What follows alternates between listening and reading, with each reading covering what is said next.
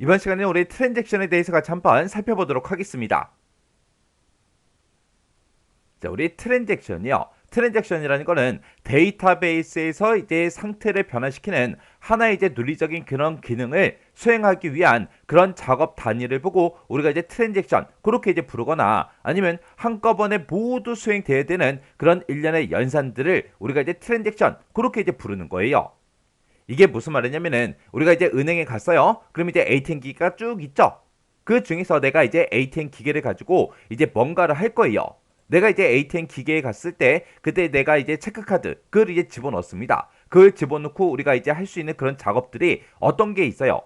우리가 이제 예금을 이제 출금할 수도 있고요. 계좌이체를 할 수도 있고 예금을 이제 조회도 할 수가 있겠죠. 그리고 내가 거꾸로 이제 돈을 입금도 시킬 수가 있습니다. 그런 하나의 논리적인 그런 기능을 수행하기 위한 그런 작업 단위를 우리 이제 트랜잭션이라고 한다고요. 그리고 내가 만약에 이제 계좌 이체를 할 거예요. 그러면 이제 그 ATM 기계에다가 카드를 넣은 다음에 이제 계좌 이체를 선택을 하겠죠. 선택하자마자 이제 바로 돈이 이체가 되는 게 아니라 우리는 여러 가지 이제 작업들을 거쳐야 됩니다. 내가 이제 비밀번호도 이제 입력을 해야 되고요. 상대방 은행도 이제 내가 선택을 해줘야 되고, 그리고 계좌번호, 상대방의 이제 계좌번호도 내가 입력을 해줘야죠. 그리고 얼마를 이제 계좌 이체할 건지 그 금액도 이제 내가 입력을 해야 되고요. 그러고 나서 이제 화면을 보고 상대방이 이제 계좌번호가 맞는지 입금 금액이 맞는지 그런 것들을 이제 확인한 다음에 우리가 이제 확인 버튼을 이제 땅 하고 누르게 되면 그러면 이제 계좌 이체가 되는 거죠. 그렇게 이제 한꺼번에 모두 수행돼야 되는 그런 일련의 연산들을 우리는 이제 트랜잭션 그렇게 이제 부른다고요. 그래서 이 트랜잭션이라는 거는 데이터베이스 시스템에서 병행 제어가 됐든 회복 작업이 됐든 이런 것들이 이제 처리되는 그런 작업의 이제 논리적인 그런 단위로 이제 사용이 되는 게 우리 트랜잭션이에요. 그래서 트랜잭션이라는 거는 사용자가 이제 시스템에 대한 서비스를 이제 요구했을 때 그때 이제 시스템에 응답하기 위한 그런 상태 변환 과정 있죠. 그런 이제 상태 변환 과정의 작업 단위로 이제 사용이 되는 게 우리 트랜잭션이요.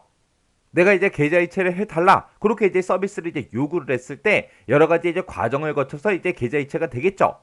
여기서 이제 상태 변환 과정 그렇게 이제 나오는데 그때 이제 트랜잭션의 상태에는 이제 어떤 것들이 있는지 그거 좀 이제 잠깐 살펴보자고요. 우리 트랜잭션 상태에 보게 되면 지금쯤 이렇게 이제 5가지가 있습니다. 우리 활동이라는 게 있고요. 그 다음에 실패라는 게 있고 처리라는 게 있고 부분 완료가 있고 완료가 있고 이렇게 이제 총 5가지가 있습니다. 그러면 내가 이제 은행에 가서 ATM 기계에 갔다고 생각해 보세요. 가서 이제 내가 이제 체크카드를 집어넣는 순간 이제 내가 그 기계를 이용해서 뭔가를 이제 수행을 할 수 있겠죠. 그 상태가 이제 우리 활동이요. 이 활동이라는 거는 트랜잭션이 이제 실행 중에 그 상태를 보고 얘기합니다. 해서 내가 체크카드를 집어넣고 내가 상대방한테 뭔가 이제 돈을 이제 입금을 시켜줄 거예요. 계좌 이체를 할 거예요. 그러면 그 화면에서 우리가 이제 계좌 이체라는 거를 이제 선택을 하겠죠. 그러면 그때 이제 화면상에 비밀번호를 이제 입력해라 그렇게 나오는데 내가 이제 비밀번호를 입력하다가 잘못 이제 입력을 했어요. 잘못 입력하게 되면 이제 실패 상태로 이제 돌아가는 거죠. 그리고 내가 이제 비밀번호를 똑바로 이제 입력했다. 그러면 이제 계속해서 진행이 될 거예요. 그래서 우리가 이제 하나의 활동을 이제 진행하게 되면 그 상태가 이제 부분 완료가 되든 실패가 되든 둘 중에 이제 하나로 갈 수가 있다고요. 그래서 여기서 이제 실패다라고 얘기하게 되면 이 실패라는 거는 트랜잭션이 이제 실행하다가 중간에 이제 오류가 발생해서 중단된 그 상태를 보고 우리가 이제 실패 그렇게 이제 부르는 거고 내가 이제 비밀번호를 입력하다가 이제 잘못 입력하게 되면 처음부터 이제 다시 하라고 그렇게 이제 화면상에 이제 메시지가 나타납니다. 그렇게 해서 이제 실패 상태에서 이제 우리가 철회 상태로 이제 상태가 이제 바뀌는 거예요. 그렇게 이제 철회 상태라는 거는 트랜잭션이 이제 비정상적으로 이제 종료가 돼서 롤백 연산을 이제 수행한 그 상태가 되는 거예요. 그래서 롤백이 이제 되면 이제 다시 처음부터 이제 우리가 실행을 이제 해줘야 되겠죠. 그래서 내가 다시 이제 카드를 다시 집어넣고 계좌 이체를 선택을 했어요. 선택을 하고 이제 비밀번호를 이제 입력해라. 그렇게 나오길래 이제 비밀번호를 이제 똑바로 이제 눌렀습니다. 누르게 되면 이제 상대방 은행 어느 은행으로 이제 계좌 이체를 할 건지 그 은행을 물어보죠. 그럼 이제 내가 그 상대방이 이제 은행을 이제 선택을 해주고 상대방이 이제 계좌번호를 이제 입력을 해주면 되겠죠. 그렇게 이제 계좌번호를 막 입력을 했어요. 입력을 하다가 만약에 계좌번호를 또 잘못 입력했습니다. 그러면 또다시 이제 실패 상태로 이제 상태가 변경이 되겠죠. 해서 화면상에 이제 계좌번호를 다시 확인하고 처음부터 이제 다시 하라고 철회 상태로 또 바뀔 거예요.